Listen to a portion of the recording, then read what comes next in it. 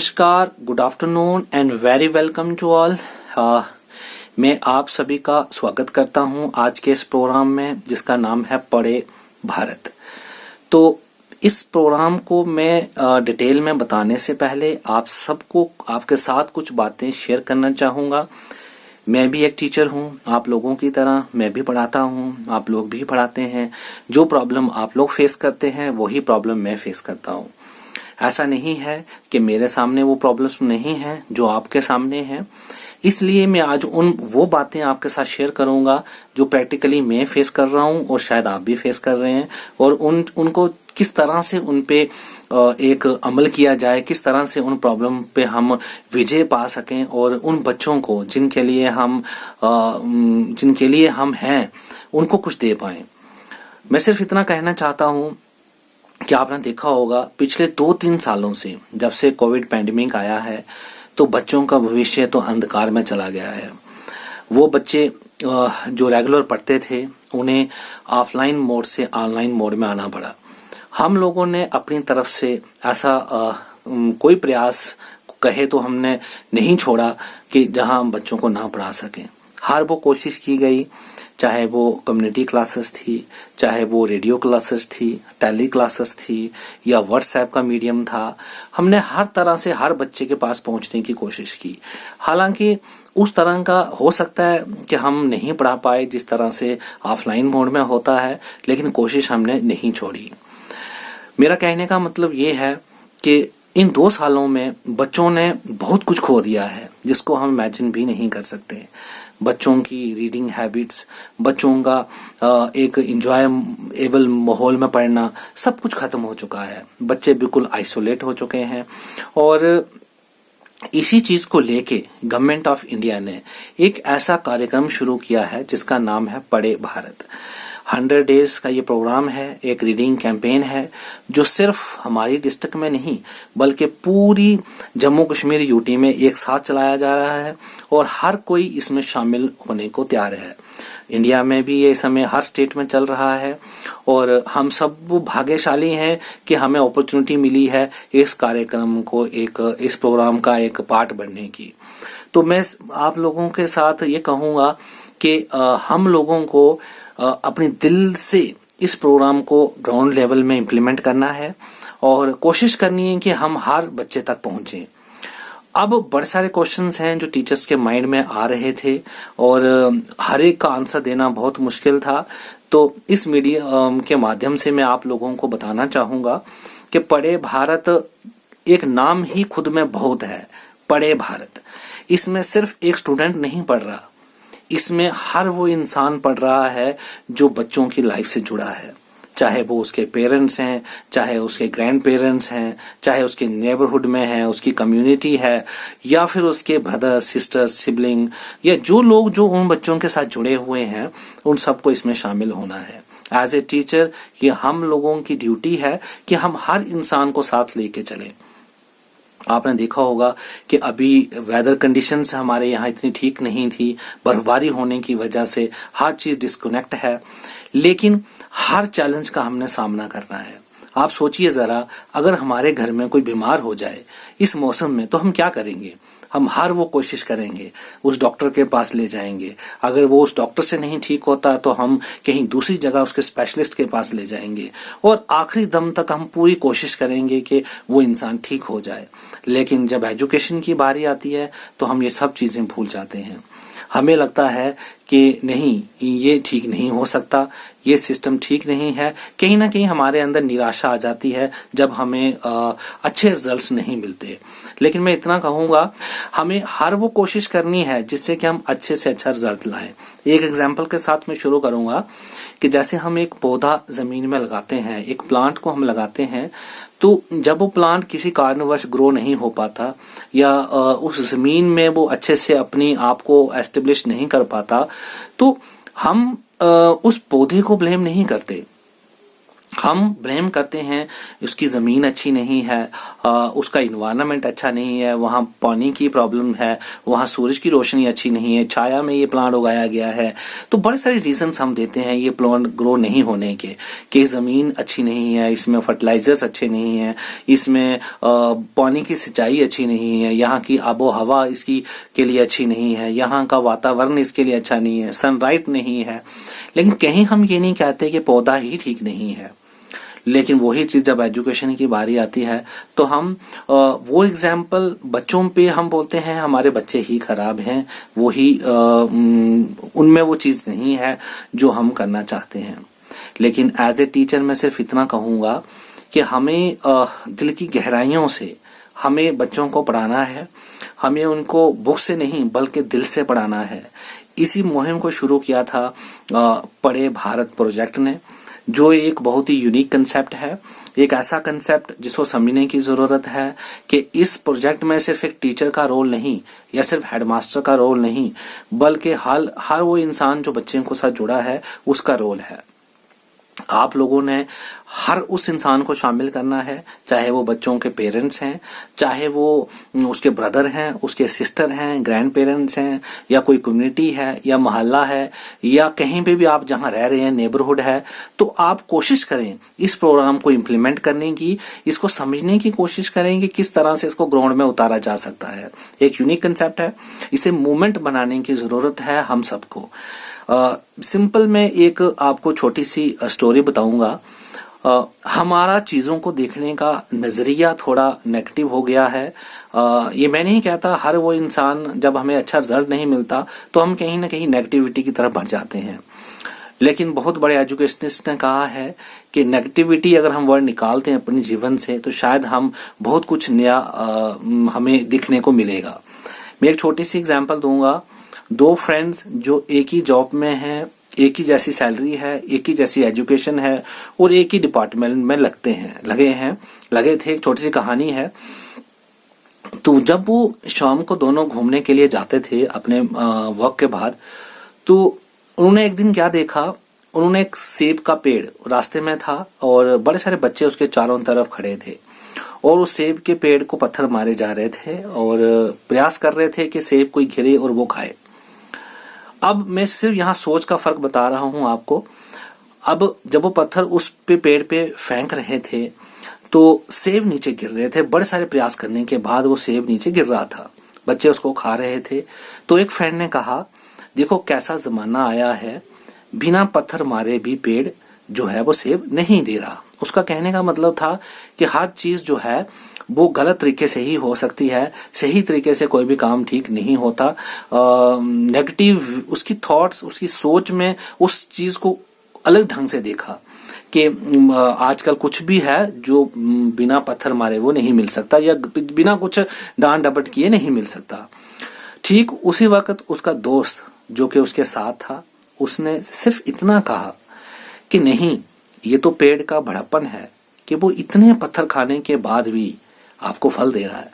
अब देखिए, एक ही सिचुएशन थी लेकिन नजरिए दो थे सोचने के, कि किस तरह से हमने एक ही सिचुएशन को अलग ढंग से सोचा। पढ़े भारत में अगर आपको कहूं तो पढ़े भारत जो है, इस प्रोग्राम को मैं आपको बताना चाहता हूं। पढ़े भारत गवर्नमेंट ऑफ इंडिया के द्वारा लॉन्च किया गया एक प्रोग्राम है जो एक रीडिंग कैंपेन है और ये हर डिस्ट्रिक्ट में इस समय चल रहा है और एक साथ शुरू हुआ है। और ये प्रोग्राम जो है ये एजुकेशन पॉलिसी 2020 के ऊपर बेस्ड है। आपने देखा होगा जब बच्चे 9th और 10th में पहुंचते हैं या 12th में पहुंचते हैं तो वहां जाके वो फेल हो जाते हैं, वहां उनका ड्रॉप आउट रेट बढ़ जाता है और वो आगे नहीं बढ़ पाते। 100 बच्चा पेपर देता है, सिर्फ 20 बच्चे उसमें से पास होकर निकलते हैं। इस चीज को लेके जब बड़े सारी रिसर्च हुई, स्टडी हुई, तो ये चीज सामने आई कि प्रॉब्लम बेस में है, बेसिक फाउंडेशन में है, जहां कोई कमी रह रही है जिसकी वजह से बच्चे आगे नहीं जा पा रहे। इसी चीज को लेके पढ़े भारत कंसेप्ट और बड़े सारे ऐसे इनिशिएटिव शुरू किए गए, जैसे विंटर कैंप है और रिमेडियल टीचिंग है, पढ़े भारत है। तो ऐसे और भी बड़े सारे कार्यक्रम इस समय चल भी रहे हैं और आगे शुरू भी होंगे। तो मेरा कहने का मतलब है, ये इसका मकसद सिर्फ एक था कि बच्चों के अंदर एक जॉयफुल रीडिंग पैदा की जाए, वो खुशी खुशी हर चीज को पढ़ें। इस एग्जाम्पल को लेके जो आपने गाइडलाइंस पढ़ी होंगी या नहीं भी पढ़ी होंगी तो आप उन्हें पढ़ें। उसमें एक एग्जाम्पल दी थी राजस्थान के एक टीचर की, जो जब उस गांव में उसकी ट्रांसफर होती है, तो जब वो उस गांव में जाती है तो स्कूल में आई थिंक 35 के आसपास बच्चे थे, लेकिन उनमें से स्कूल सिर्फ 7 बच्चे आते थे। जस्ट एक एग्जाम्पल दे रहा हूं मैं, 7 बच्चे आते थे।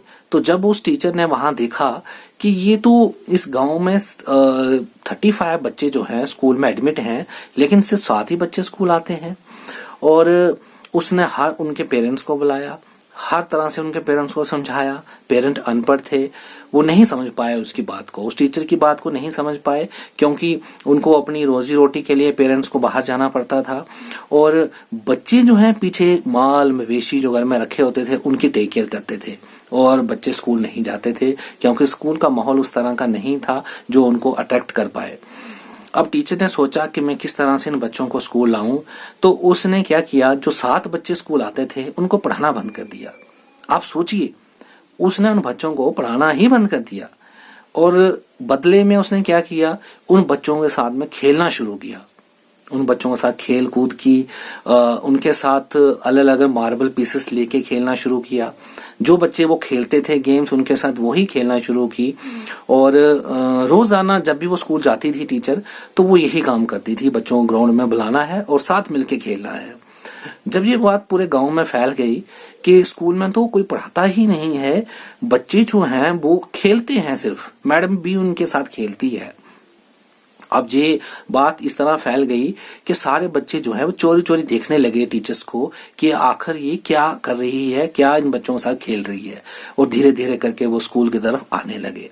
और टीचर्स ने वो चीज कंटिन्यू रखी कुछ दिनों तक, और धीरे धीरे करके वो हर एक बच्चा जो स्कूल नहीं आना चाहता था वो भी आया, क्योंकि वहां पढ़ाई नहीं होती थी, बल्कि वहां टीचर बच्चों के साथ खेलती थी। लेकिन टीचर जो थी उसके माइंड में एक मोटिव था, एक एम था, उन बच्चों की अटेंडेंस तो वापस लानी थी, साथ साथ में उनको पढ़ाना भी था। छोटे बच्चे थे तो उनको पढ़ाना भी था। उसने उसी खेल में उनको काउंटिंग का कंसेप्ट सिखाया, उनको डिफरेंस करना सिखाया, उनको हाईएस्ट लोएस्ट चीज सिखाई। वो किस तरह से उसने काउंटिंग सिखाई, उसने कहा ये लो, ये कांच का टुकड़ा, और जो सबसे बड़ा है सबसे आगे 9th नंबर पे है उसको इसका निशाना लगाओ। इस तरह से उसने बच्चों को धीरे धीरे करके स्कूल भी लाया और उनको खुशी खुशी हर चीज सिखाई। बता दूं कि एक कैलेंडर SCERT के द्वारा इशू किया गया है और नेशनल कैलेंडर भी अवेलेबल है। 3 भागों में डिवाइड किया है। एक भाग जिसे उसने बाल वाटिका कहा, वो बाल वाटिका यानी कि नर्सरी से लेके 2nd क्लास तक। दूसरा भाग इस कैलेंडर में रखा उन्होंने जो कि 3rd से लेके 5th तक, और देन इसमें एक और पार्ट रखा है जो है 6 से लेके 8 तक। 3 तरह की एक्टिविटीज और 3 तरह की कैटेगरीज में बच्चों को बांटा गया है। जो नर्सरी से 2nd तक हैं उनके लिए अलग एक्टिविटीज उनकी एज के मुताबिक रखी गई, और जो बच्चे 3rd से 5th तक हैं उनके लिए अलग एक्टिविटीज रखी गई, और जो बच्चे जो इसमें 6 से 8 तक हैं उनके लिए अलग एक्टिविटीज रखी गई। यानी कि 3 डिफरेंट पार्ट्स में इनको डिवाइड किया गया और इसकी एक्टिविटीज को भी अलग अलग रखा गया। अब ये एक्टिविटीज क्या हैं और इनको हमने किस तरह से इस्तेमाल करना है, ये हमें जानने की जरूरत है। हमें सबको यही कहूंगा कि आप इन गाइडलाइंस को अच्छे से पढ़ें, इसके पीछे का रीजन पढ़ें कि आखिर क्यों ये इतना जरूरी पाया गया कि बच्चों को इस तरह से रीडिंग हैबिट्स उनमें डेवलप की जाए। उनको हर चीज जो है वो खुद अपने तरीके से वो पढ़ें, उनके साथी, उनके पेरेंट्स, हर कोई जो उनसे जुड़ा है वो भी इस चीज को करे। तो यहाँ टीचर्स का रोल इतना ज्यादा नहीं है बट इतना कम भी नहीं है, वो एज ए मॉडरेटर इसमें काम करेगा। जैसे एग्जाम्पल के तौर पर हम एक एक्टिविटी ले लेते हैं, लेकिन उससे पहले आपको ये बताऊं कि इसमें जो फर्स्ट एक्टिविटी थी वो थी विजिट टू लाइब्रेरी। तो लाइब्रेरी जो स्कूल की आपने बनाई है या नहीं भी बनाई है, आपके पास बुक्स हैं, एक कॉर्नर पे बच्चों को लेना था, बट अब कोविड की रेस्ट्रिक्शंस की वजह से और बैड वेदर की वजह से ये चीज़ पॉसिबल नहीं है। तो इससे अल्टरनेट एक्टिविटीज़ में हम इसको कर सकते हैं, इस एक्टिविटी को, या इसके अलावा हम जो वीक सेकंड की एक्टिविटीज़ हैं वहीं से स्टार्ट कर सकते हैं, इनको हम इन बिटवीन रिपीट करेंगे। और हर एक एक्टिविटी हमने पूरे वीक चलानी है। जैसे कि मैं 6 से लेके 8 की एक एक्टिविटी की बात करता हूं, वो है रिवर्स रीडिंग। आपने देखा होगा सीधे तो सभी बच्चे पढ़ते हैं, लेकिन बड़े भारत में उन्होंने एक एक्टिविटी रखी है रिवर्स रीडिंग। रिवर्स रीडिंग में क्या है, एक पैराग्राफ है, अगर हम कहेंगे कि तो once there was a king he had 4 sons, तो आपने बच्चों को कहना है कि इसको उल्टा पढ़ें, यानी कि आप लास्ट लाइन से शुरू करें। जैसे हमने कहा once there was a king he had 4 sons, तो हम सन्स से शुरू करें कि सन्स हैड, इस तरह से हम रिवर्स रीडिंग बच्चे से करवाएं। आप देखा होगा बहुत सारे बच्चे आपको ऐसे मिलेंगे जो सीधा भी नहीं पढ़ सकते, और कुछ ऐसे भी होंगे जो सीधा तो बहुत फास्ट पढ़ते हैं, लेकिन रिवर्स पढ़ने में उनको प्रॉब्लम आएगी। हो सकता है कुछ बच्चे बिल्कुल ना पढ़ पाए, हो सकता है कुछ बच्चे बहुत फास्ट पढ़ पाए, हो सकता है कुछ बच्चे जो हैं वो सीधा भी ना पढ़ पाए। तो हमने यही चीज देखनी है उन बच्चों में, सबको ये एक्टिविटी देनी है और एक एक्टिविटी को पूरा वीक चलाना है, ताकि वो उसको रिपीट करें और अच्छे से उससे फैमिलियर हो जाएं। इससे बच्चे उसको एंजॉय भी करेंगे और इससे उसका ब्रेन डेवलप होगा। दोनों तरह की उनकी रीडिंग कैपेसिटी बढ़ेगी और उनकी रीडिंग जो है वो फास्ट हो जाएगी। हर एक एक्टिविटी के पीछे कोई ना कोई रीजन है कि उसके बाद बच्चे को क्या मिलेगा। जिगजैग आप रीडिंग करवा सकते हैं, एक लाइन आपने सीधी पढ़ी, एक उसे उल्टी पढ़ाई, आपने यही एक्टिविटीज बच्चों को करवानी है। हर एक एक्टिविटी को आप स्टडी करिए, कहीं आपको कोई भी कहीं भी दिक्कत आती है आप हमारे साथ भी शेयर कर सकते हैं। हम एक डिस्ट्रिक्ट रिसोर्स टीम भी बना रहे हैं जो आपकी हेल्प करेगी इन एक्टिविटीज को समझने में, या कहीं भी कोई प्रॉब्लम आ रही है उसे इम्प्लीमेंट करवाने में। अभी तो कोविड के चलते आप बच्चों को कहीं भी मिल सकते हैं। बड़े सारे टीचर्स का था कि सर स्कूल बंद है, हम बच्चों को कैसे बुलाएंगे। आप किसी भी मीडियम से जुड़ें, आप व्हाट्सएप से जुड़ें, आप टेलीफोनिकली जुड़ें बच्चों के साथ। मोस्टली टीचर स्कूल की सराउंडिंग में ही रहते हैं, आप उन बच्चों के साथ पर्सनली मिलें, या कोविड अप्रोप्रिएट बिहेवियर का पालन करके, या वहाँ के PRI, वहाँ के रिनाउंड पर्सन्स, वहाँ के मेंबर्स, वहाँ उन बच्चों के ब्रदर सिस्टर, उनको भी आप उसमें इन्वॉल्व कर सकते हैं कि बेटा मैंने आपकी सिस्टर को ये काम दिया है कि वो एक रिवर्स रीडिंग करेगी बार बार और फिर एक छोटी सी क्लिप बना के हमें सेंड करेगी। तो इससे उसका ब्रदर सिस्टर भी पढ़ेगा, उसे भी पढ़ाएगा, और इससे एक पेयर लर्निंग जो है वो कंसेप्ट डेवलप होगा। मेरा कहने का मतलब है बड़े भारत का मेन मोटिव ही यही था कि इसमें सिर्फ एक इंडिविजुअल नहीं पढ़ रहा, हर कोई वो पढ़ रहा है। एक टीचर भी पढ़ रहा है, एक स्टूडेंट भी पढ़ रहा है, उसके पेरेंट्स, उसके brother sister, grand parents, community, मोहल्ला, हर किसी को हमें अवेयर करना है इस प्रोजेक्ट को लेके कि इस प्रोजेक्ट में आप इन बच्चों की मदद कीजिए। अगर उनसे कोई गलती हो रही है आप उनसे करेक्ट कराइए और उनको सही बोलना सिखाइए। तो इसलिए एक मुहिम शुरू हुई है, सिर्फ टीचर को यहाँ इन्वॉल्वमेंट नहीं है। आप अगर इसकी गाइडलाइंस को अच्छे से पढ़ेंगे तो हाँ, टीचर्स का यहाँ काम है बच्चों को सोर्स मटेरियल प्रोवाइड करना। जैसे कि एक ऑर्डर हमने एक व्हाट्सएप मैसेज भी डाला था कि ये जो बुक्स जो हैं आप बच्चों को प्रोवाइड कर सकते हैं। अगर कोई बड़ी क्लास का बच्चा है उसकी एज के अकॉर्डिंग उसको हम बुक दे सकते हैं। अगर कोई बच्चा 5th में पढ़ रहा है तो उसकी एज के अकॉर्डिंग पिक्चर बुक दे सकते हैं, कार्टून बुक्स दे सकते हैं, ड्राइंग बुक्स दे सकते हैं। पिक्चर बुक दे के हम उसको बताएंगे, बताओ स्टोरी में क्या हो रहा है, इसको पढ़िए और इसमें वीडियो इसकी एक आप रिकॉर्डिंग कीजिए या फोटो आप कैसे क्या कर रहे हैं। तो पूरी एक्टिविटीज को आप करिए। अगर आपने बच्चों को बुक्स इश्यूज की हैं, आप इशू करते हुए उनकी क्लिप्स लें। बाद में उन बच्चों से आपने पहले क्या थे वो, बाद में उन बच्चों ने क्या फीडबैक दिया उनको। जैसे एग्जाम्पल के तौर पर हम अगर एक बात कहें, जैसे कि हम क्लास यहाँ पे मैं क्लास ले लेता हूँ, क्लास 3rd से 5th। टीचर बच्चों को एक कहानी बताता है, सबको या जो भी उसको 2-3 बच्चे मिलते हैं कि बेटा मैं आज आपको कहानी सुनाता हूँ। एक बार एक राजा था, उसके बहुत बड़ा एक पैलेस था और उस पैलेस में उसके बड़े सारे सिपाही थे, घोड़े थे, उसके आगे पीछे जो है बड़े नौकर थे। और वो राजा जो था उसके अपने 3 बेटे थे और वो तीनों बेटे अलग अलग किंगडम, अलग अलग उनको राजा ने किंगडम दिए थे, उनके अलग अलग उनको पैलेस दिए थे। तो इस स्टोरी में जो जो चीजें यूज हुई हैं, जैसे घोड़े थे, पैलेस था, आगे पीछे उसके नौकर चाकर थे, तो बच्चों को कहना है कि बेटा जैसे मैंने आपको स्टोरी बनाई है आप भी एक स्टोरी ऐसी बना दो और ये इनमें से कोई भी 3 चीजें यूज कर लो, घोड़े यूज कर लो, कोई भी कहानी किसी तरह से बनाए तो बच्चा कहीं ना कहीं सोचेगा। आप देखेंगे कि बचपन में जब हम छोटे थे तब टीवी या इंटरनेट ये चीजें बहुत कम हुआ करती थी, तो हमारे जो पेरेंट्स होते थे वो हमें कहानियां सुनाते थे। पेरेंट्स, हमारे ग्रैंड पेरेंट्स हमें कहानियां सुनाते थे और हम बड़े गौर से उन कहानियों को सुनते थे। आप देखेंगे कि उन कहानियों को जब हम सुनते थे तो उससे हमें क्या होता था कि हम इतना इंटरेस्ट जनरेट करते थे कि हमारी लिसनिंग स्किल डेवलप होती थी। हम उन कहानियों को जब बर्फ पड़ती थी या बाहर मौसम खराब होता था तो हमारे दादा परदादा हमें कहानियां सुनाया करते थे और वो कहानियां हमारे लिए आज बेनिफिशियल हैं क्योंकि उन कहानियों के पीछे कोई मॉरल होता था छिपा हुआ, उन कहानियों में कोई ना कोई ऐसी चीज छिपी होती थी जो हमें आज बेनिफिट दे रही है। ऐसा नहीं है कि बच्चों को कुछ नहीं आता, बच्चों को बहुत कुछ आता है।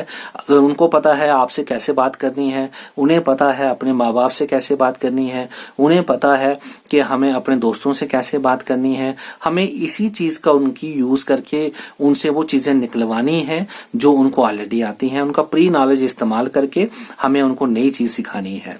हम एक कहानी देंगे और उनको कहेंगे वो आगे से आपको 10 कहानियां बना के सुनाएंगे। हम एक कहानी सुनाएंगे कि एक बार एक राजा था, वो जंगल में गुम हो जाता है, उसे डाकू पकड़ लेते हैं, तो वो ऐसी ही कई कहानियां सुनाएंगे। तो हमें इन्हीं कहानियों को उनसे निकलवाना है जिसे हम एक वीडियो फॉर्म में रिकॉर्ड करेंगे या उनके पिक्चर्स लेके या कुछ भी जो हमारे पास एज ए डॉक्यूमेंट्री रहेगी और हम बच्चों को, बाकी दूसरे बच्चों को भी ये एग्जाम्पल दे सकते हैं, देखो बेटा इसने ये कहानी बनाई है, इसने ये कहानी इस एक्टिविटी पे बनाई है, आप भी ऐसा कर सकते हो, आप इससे अच्छी बना सकते हो, आप इससे भी और अच्छा कर सकते हो।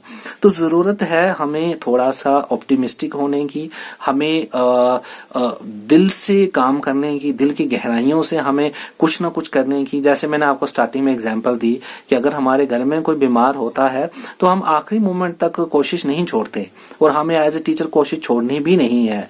अगर हम आज कोशिश छोड़ देंगे तो यही बच्चे बड़े होकर हमें पूछेंगे सर आपने हमें क्या पढ़ाया था, हमारे तो साल ही बर्बाद हो गए, आने वाला फ्यूचर जो है वो अंधेरे में चला जाएगा। तो हमें उसे अंधेरे में नहीं जाने देना है। जो चीजें आज तक नहीं हुई हैं प्रैक्टिकली हम उनको करके दिखाएंगे। बहुत सारे टीचर्स कह रहे हैं सर ग्राउंड में इंप्लीमेंट नहीं होती, हम ग्राउंड में इंप्लीमेंट करेंगे इसको। हम इसको हर बच्चे तक लेके जाएंगे, हर उस इंसान तक ले जाके जाएंगे जो बच्चों की लाइफ से जुड़ा है। सिर्फ बच्चों को पढ़ाना टीचर का रोल नहीं बल्कि एक सोसाइटी का रोल भी है। तो हम इसको सोसाइटी को इन्वॉल्व करेंगे, पीआरआई को इन्वॉल्व करेंगे, हम यहाँ पे रिनाउंड पर्सनैलिटीज को लाएंगे, बच्चों से इंटरेक्ट करवाएंगे, कुछ ना कुछ ऐसा उनसे निकलवाएंगे। तो यही प्रोग्राम, इसी प्रोग्राम को लेके पढ़े भारत जो है वो शुरू किया गया है। और मैंने आपको बता दिया कि 3 कैटेगरी में यहाँ पे इसके कैलेंडर को डिवाइड किया गया है, बाल वाटिका, देन 3rd से लेके 5th और 6th से लेके 8th। तो इन तीनों कैटेगरी में एज अप्रोप्रिएट बच्चों के आप एज देखिए, उनके लेवल को देखिए, उस तरह की उनको बुक्स दे सकते हैं और उनको कुछ ना कुछ एक्टिविटी में एंगेज करवा सकते हैं। और एक्टिविटी आपको अपने से भी आप जनरेट कर सकते हो अपने बच्चों के लेवल के हिसाब से। आपके कैलेंडर में जो एक्टिविटी है बेसिक हम फोकस उन्हीं एक्टिविटी का करेंगे और वो एक्टिविटी जो है जिस तरह से चलती जाएंगी हम उसके साथ चलते जाएंगे। तो मैंने आपको रिवर्स रीडिंग, जिगजैग रीडिंग की एग्जांपल दी। मैंने आपको कहा कि हम बच्चों को पिक्चर देके उस जहां हम खुद अपने से एक स्टोरी क्रिएट करके उनको बोलेंगे इस तरह की आप स्टोरी क्रिएट कीजिए। या फिर हम छोटे बच्चे जो हैं हमारे जैसे नर्सरी से लेके सेकंड वीक की अगर आप सभी एक्टिविटीज पढ़ेंगे तो फर्स्ट वीक की एक्टिविटी को आप फिलहाल छोड़ दीजिए क्योंकि विजिट टू लाइब्रेरी जो है वो पॉसिबल नहीं है। मौसम खराब है, हर तरफ बर्फ पड़ी हुई है, कोविड रेस्ट्रिक्शंस हैं, तो उसको रहने दीजिए। उसके साथ आप सेकंड वीक की एक्टिविटीज पे फोकस कीजिए। सेकंड वीक की एक्टिविटीज अगर हम नर्सरी से लेके सेकंड तक जाएं तो वहां दिया हुआ है बच्चों को लिस्ट बनाने के लिए फ्लावर्स एंड फ्रूट्स की। तो आप इसमें उनको अलग अलग तरह से इन्वॉल्व कर सकते हैं। जैसे आप बच्चों को बोल सकते हैं कि बच्चों आप कौन कौन से फ्रूट खाते हैं। सभी बच्चे जो हैं एक वीडियो बनाएंगे या उनके घर में जो भी है वीडियो बनाएगा। जिसके घर में फोन नहीं है, कुछ नहीं है, तो वो लिख के देगा। लिख के भी नहीं दे सकता तो वो पिक्चर्स बना के देगा, जैसे भी वो ड्राइंग कर सकता है। मतलब हर बच्चे को कुछ ना कुछ आपने एंगेज करना है कि वो कुछ ना कुछ दे आपको। तो इसमें आप अगर लगता है कि नहीं इन बच्चे जो हैं वो इसका इंग्लिश नेम नहीं बता पाएंगे, वो जो है फ्रूट का नाम नहीं बता पाएंगे, तो हो सकता है वो अपनी मातृभाषा में डोगरी, हिंदी, उर्दू, पंजाबी किसी भी भाषा में उसको किसी भी नाम से पुकारे, तो इससे कोई फर्क नहीं पड़ेगा। क्योंकि नेशनल पॉलिसी का मेन फोकस भी यही है कि बच्चे जो फर्स्ट से लेके फिफ्थ तक उनको हम मदर टंग में ही पढ़ाएंगे। तो इसलिए उसमें घबराने की जरूरत नहीं है। किसी भी भाषा में वो बोल रहे हैं उनको बोलने दीजिए। अगर वो 5 फ्रूट का नाम बता रहे हैं, दूसरा 10 बता रहा है, तीसरा 15 बता रहा है, तो उनको इंगेज कीजिए और दिखाइए उनको किसी तरह से कि देखो बेटा इसने 5 बोले, इसने 10, इसने 15। वीडियो रिकॉर्डिंग कीजिए, उनको उन्हीं की वीडियो दिखाइए। तो देखो उनसे वो एक दूसरे की वीडियो देख के ज्यादा सीखेंगे, पेयर लर्निंग होगी। और इवन जब आप उनको घर के लिए काम देंगे, अगर माँ बाप नहीं भी पढ़े हैं तो वो अपने भाई बहनों से पूछेगा, और भाई बहन भी नहीं पढ़े हैं वो पड़ोसियों से पूछेगा, गाँव में किसी से पूछेगा, उसके पड़ोसी में कोई बच्चा अगर पढ़ा लिखा है, उनके पेरेंट्स पढ़े हैं तो वो उनसे पूछेगा। आप इस तरह से उसको इन्वॉल्व कीजिए। बेटा आप हेजिटेट मत कीजिए, आप किसी से पूछ सकते हैं, मुझसे पूछ सकते हैं, आप कहीं भी आपको कोई प्रॉब्लम आ रही है पूछिए चीजों के। जैसे आप उनको बोल सकते हैं कि बेटा बताओ आपने 3 गाड़ियों के नंबर बता दो, या आपके घर में कितने फोन नंबर है, कितने नंबर आपको याद हैं। कोई भी ऐसी एक्टिविटी दीजिए जिसमें वो इन्वॉल्व हो जाए। तो इसमें आप किसी भी की हेल्प ले सकते हैं। फिर क्लास 3rd और 5th के लिए मैंने कहा जो सेकंड वीक की एक्टिविटी है कि आप उनको कोई स्टोरी सुनाइए। उस स्टोरी में कोई भी 5 चीजें आप वो ले लीजिए। तो बच्चों को कहिए बच्चों आप किसी भी भाषा में इस पे कोई भी स्टोरी बनाइए और वो स्टोरी जो है हमें बताएं। आप उसको अपने फोन से रिकॉर्ड कर सकते हैं, आप किसी को बोल सकते हैं, पेरेंट को बोल सकते हैं, दाएं बाएं किसी को बोल सकते हैं इस बच्चे की स्टोरी को रिकॉर्ड करके हमें भेजो। तो इस तरह से ये एक्टिविटी हो सकती है।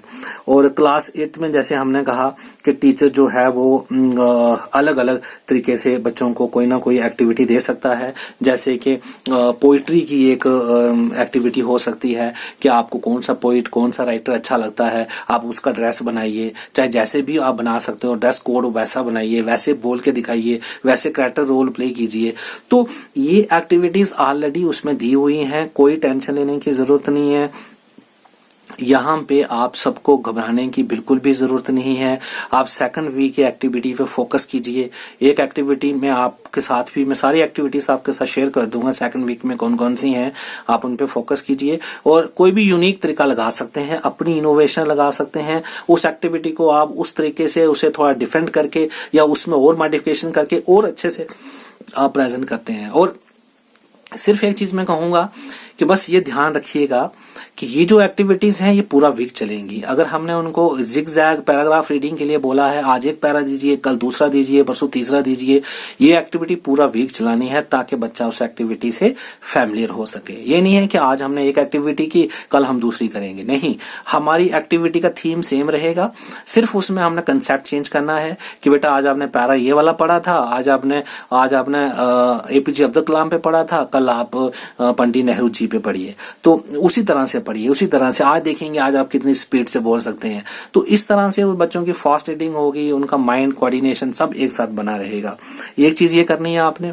और दूसरी बात जो है ये सिर्फ ये याद रखना है कि एक एक्टिविटी सिर्फ एक पूरा वीक चलेगी और दूसरी एक्टिविटी जब पूरा वीक खत्म होगा उसके बाद ही हम स्टार्ट करेंगे।